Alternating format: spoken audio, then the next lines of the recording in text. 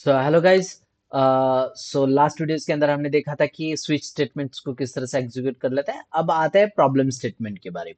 देखो यहाँ पर मैं कुछ भी प्रॉब्लम खुद से नहीं क्रिएट करूंगा और ये सब कुछ हम डायरेक्टली देखेंगे। आपके सामने ही मैं दिखाऊंगा आपको कि किस तरह से यहाँ पर हम प्रॉब्लम स्टेटमेंट को सॉल्व करेंगे। तो आते हैं हमारे चैट जीपीटी के पास, जो कि हमारा अभी के लिए फिलहाल दोस्त ही है। सो गिव मी, अब मान लेते हैं ज्यादा क्वेश्चन नहीं सॉल्व करूंगा, फाइव फाइव क्वेश्चन ले लेता हूँ, उसमें से कुछ क्वेश्चन सॉल्व करूंगा, बाकी सब आप सॉल्व कर देना। Give me five questions questions on the basis of if else, नहीं, conditional statements, if else and nested if else कह सकते हो। Also, else if ladder, uh, and give me five questions on uh, switch also. It's just simple, huh? It's depend. Acha, spelling mistake हो गया, but it is ignoring. Perfect. Let's create some practice questions for you.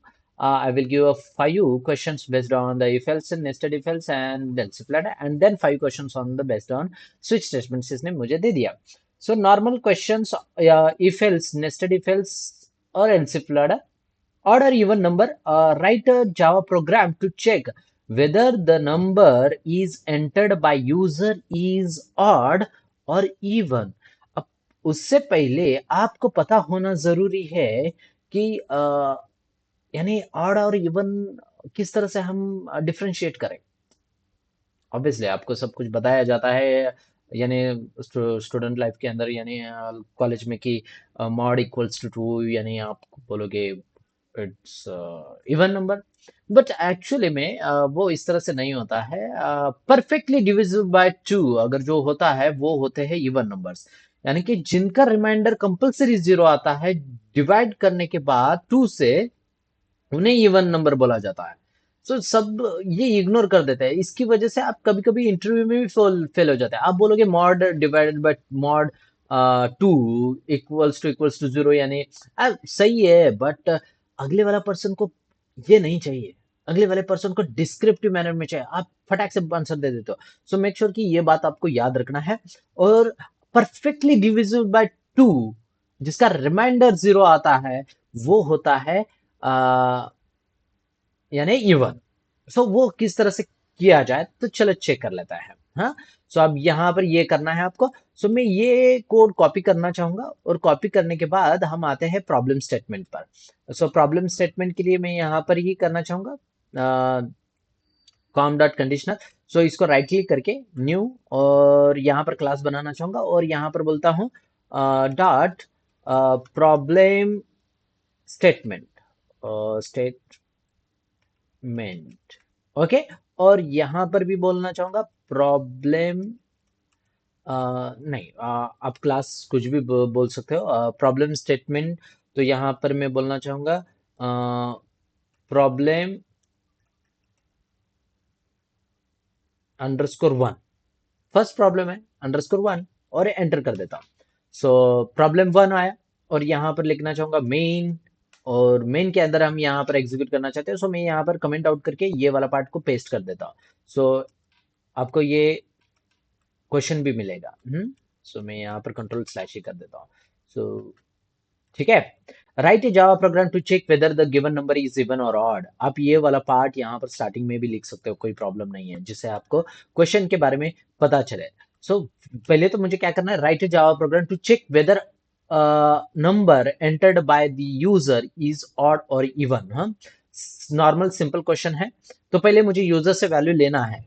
Scene देखो, पहले first step रहेगा हमारा। Step first क्या रहेगा कि accept number from user. Okay, first step ये रहेगा। वो एक्सेप्ट करने के लिए मुझे स्कैनर की हेल्प लेगी, स्कैनर। और एस सी इक्वल टू, मैं यहां पर बोलना चाहूंगा न्यू स्कैनर, और उसके अंदर ले लेते हैं सिस्टम, कहाँ चला गया, सॉरी, सिस्टम डॉट इन, और यहां पर सेमीकोलन, और उसके बाद यहां पर एक सिस आउट लिख देता हूं, और यहां पर बोलूंगा एंटर नंबर, वट एवर, जो भी एंटर नंबर, पॉजिटिव इंटीजर होना चाहिए, एंटर पॉजिटिव नंबर, एंटर यहां पर बोलूंगा पॉजिटिव। अभी देखो इवन नंबर रहेगा तो भी, नेगेटिव नंबर रहेगा तो भी आप उसको परफेक्टली डिविजिबल बाय कह सकते हो, नहीं ऐसा नहीं है, बट फिर भी ना पॉजिटिव नंबर होना चाहिए। और ना आप नेगेटिव नंबर भी ले सकते हो, कोई प्रॉब्लम नहीं है, नेगेटिव नंबर के साथ भी डिवाइजेबल के बाद वो एक्चुअली नेगेटिव में आएगा नंबर, बट ठीक है ना। और नेगेटिव जीरो यानी आपको क्या बताऊं, ठीक है, जाने देता है नंबर। अब ये हो जाने के बाद यहाँ पर बोलना चाहूंगा, सिंपली नॉर्मल पर फोकस कर लेते हैं। अब ये यूजर एंटर करेगा तो उसको मैं प्रिंट करके पहले चेक कर लेता हूँ, यानी पहले एक्सेप्ट तो करूंगा। एक्सेप्ट करने के लिए मुझे क्या करना है, एक इंट और नंबर यहाँ पर एक्सेप्ट करूंगा equals to S C dot next int, ठीक है। और ये हो जाने के बाद यूजर से नंबर एक्सेप्ट कर लेता है, नंबर एक्सेप्ट कर लिया और चेक कर लेता हूँ।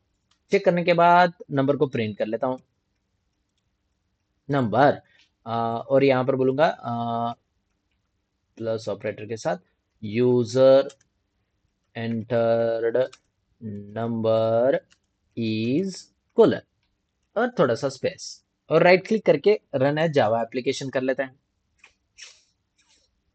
और यहाँ पर एंटर नंबर और 3 एंटर किया, enter number is 3, and 3 is even number है क्या ऑड नंबर है वो भी हम चेक कर लेंगे। पहले हमने टेस्ट किया है, पहले हम टेस्ट करेंगे। अब टेस्ट तो हो गई, हमारा टेस्टिंग सक्सेसफुल हो गया और मैंने इसको कमेंट आउट कर दिया, जरूरत नहीं है।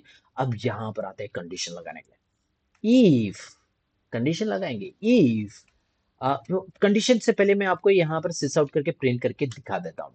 हाँ, और यहाँ पर प्रिंट करूंगा कि नंबर जो है, नंबर मॉड, देखो डिवाइडेड बाय 2 करूंगा तो उसका आंसर क्या मिलेगा, और साथ ही साथ मैं यहां पर करना चाहूंगा मॉड 2, तो उसका आंसर कितना आता है आप देखोगे, मॉड 2। ओके, दोनों के आंसर यहां पर मिलेंगे।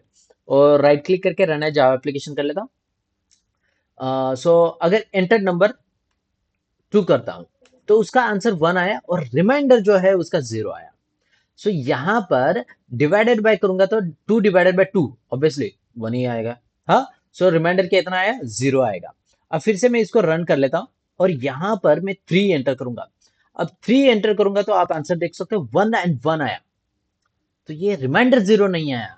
अब उसका डिवाइडेड बाय कुछ भी आने दो, हमें कुछ लेना देना नहीं है, वो इंटीजर है, इसकी वजह से वो पॉइंट में आंसर नहीं देता है। हाँ, सो इसके लिए अब मैं यहाँ पर 4 करता हूँ।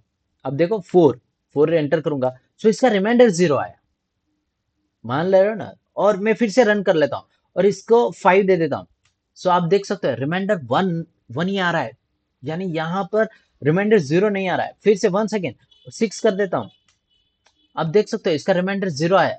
यानी जो भी आपके जिसका भी रिमाइंडर 0 आएगा, यानी मैं 98 दे देता हूँ, 698, और इसका देखो रिमाइंडर 0 आ रहा है। डिवाइडेड बाय कुछ भी आने दो, हमें डिवाइडेड बाय कुछ नहीं, परफेक्टली डिविजिबल बाय, यानी उसका रिमाइंडर 0 आना चाहिए। सो रिमाइंडर 0 आ रहा है, तो ये कंडीशन होती है, ये पता होना जरूरी है, और ये किसी को पता ही नहीं है। हाँ, सो मैंने यहाँ पर प्रैक्टिकली दिखा दिया, और परफेक्टली डिविजिबल बाय आ गया, और ये ही कंडीशन हम यूज करेंगे जिसको 0 आएगा। सो मैं इन दोनों पार्ट को कमेंट आउट करके रख देता हूं, जिससे आपको यूजफुल होगा प्रैक्टिस में। सो यहां पर मैं इफ के अंदर बोलूंगा, जो नंबर है ना यूजर एंटर करेगा, वो अगर परफेक्टली डिविजिबल है, यानी रिमाइंडर उसका इक्वल टू 0 अगर आ जाता है, तो मैं इस पार्ट को क्या करना चाहूंगा, पैरेंथेसिस के अंदर ले लेता हूं, जिससे मुझे समझने में आसानी होगी। और उसके बाद करली ब्रेसेस लिख दूंगा, और यहां पर बोलूंगा सिस आउट, और number plus is a even number, 2 is a even number, 3 is a even number, इस तरह से यहाँ पर प्रेजेंट हो जाएगा, कोई प्रॉब्लम नहीं आएगी। ठीक है, और यहाँ पर मैंने कर दिया, कंट्रोल एस टू सेव कर देना है, राइट क्लिक करूंगा, रन एज जावा एप्लीकेशन। सो आप यहाँ पर देख सकते हो कि हमें यहाँ पर पूरा प्रोग्राम में आपको देखने को मिलेगा। सो अब यहाँ पर एंटर कर लेते हैं, 3, कुछ नहीं आया, चलो देख लेते हैं, और यहाँ पर बोलता हूँ 2, 2 इज ए इवन नंबर, चलो फिर से यहाँ पर करता हूँ 66, 66 is a even number, else otherwise लिख देता हूँ ना, एल्स, और यहाँ पर लिखना चाहूंगा मैं सिस आउट, सिस आउट के अंदर कि नंबर इज ऑड। सो ये ही ऊपर वाला पार्ट कॉपी पेस्ट कर देता हूँ यहाँ पर, और इसको कंट्रोल डी करके निकाल देता हूँ, और नंबर इज ऑड नंबर, कितना सिंपल है, और राइट क्लिक करके रन है जावा एप्लीकेशन करूंगा। सो आप देख सकते हो यहाँ पर मैं अगर 3 एंटर करूंगा, 3 इज अ ऑड नंबर, और फिर से यहाँ पर एग्जीक्यूट कर लेता हूँ और 33 ले लेता हूँ, 33 इज ऑल्सो ऑड नंबर, और यहाँ पर ले लेता हूँ 65, 65 ऑल्सो ऑड नंबर, और यहाँ पर 64 अगर लिख देता हूँ, 64 इज अ इवन नंबर। तो मैंने यहाँ पर आपके पूरे एक प्रॉब्लम स्टेटमेंट को किस तरह से यूज किया जाए और उसको किस तरह से एग्जीक्यूट कर सकते हो वो यहाँ पर आपने देख लिया। सेम साइमल्टेनियसली आप नेक्स्ट पार्ट यानी largest number of true numbers जो कि हमने पहले देख लिया था, सो वो वाला पार्ट यहाँ पर है, उसको आप एग्जीक्यूट कर सकते हो।